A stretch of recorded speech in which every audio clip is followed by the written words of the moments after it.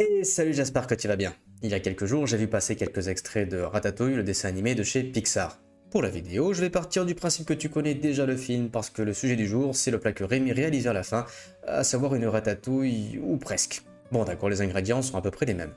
Pour te faire un rapide résumé, le tien c'est tout d'abord apparu en Occitan.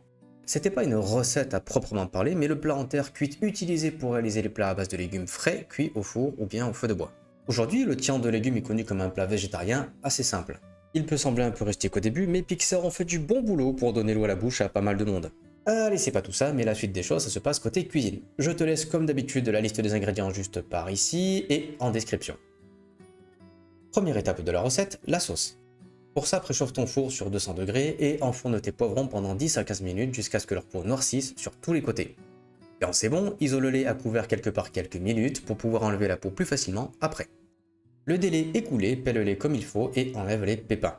Bascule-les dans un plat creux ou un saladier, verse-y du coulis ou de la sauce tomate par-dessus, mixe bien pour obtenir un résultat lisse et réserve le tout le temps de couper le reste de tes légumes. Au passage, réserve une partie de la sauce dans un bol, tu verras pourquoi au moment du dressage. Pour la suite, découpe tous tes légumes en rondelles, à savoir tes aubergines, tes tomates ainsi que tes courgettes vertes et jaunes. L'épaisseur des rondelles, c'est quelques millimètres tout au plus, alors n'hésite pas à prendre ton temps pour rester régulier ou utilise une mandoline si tu en as une.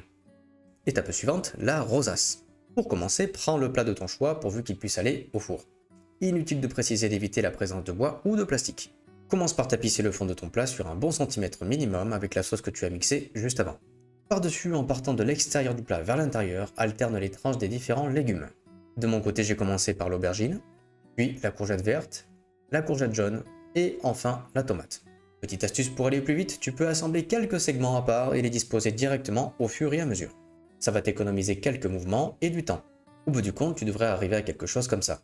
Petite anecdote, la rosace, c'est pas que pour la déco. Alterner les différents légumes facilite la diffusion et l'équilibre des saveurs ainsi qu'une cuisson régulière.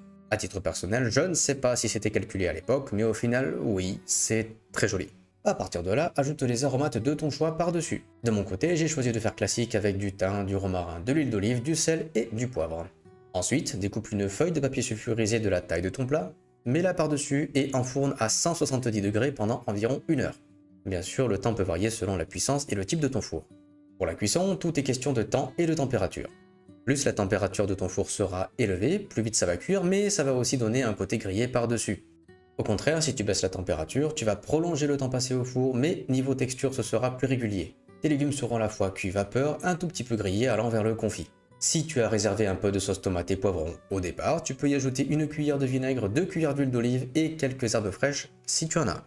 Pour ce qui est de la suite, sors ton plat du four et passe au dressage. À ce niveau-là, c'est comme tu préfères. De mon côté, j'ai acheté un petit cercle en inox pour pouvoir tasser un peu une première couche de légumes sur les bords et ajouter un petit segment par-dessus.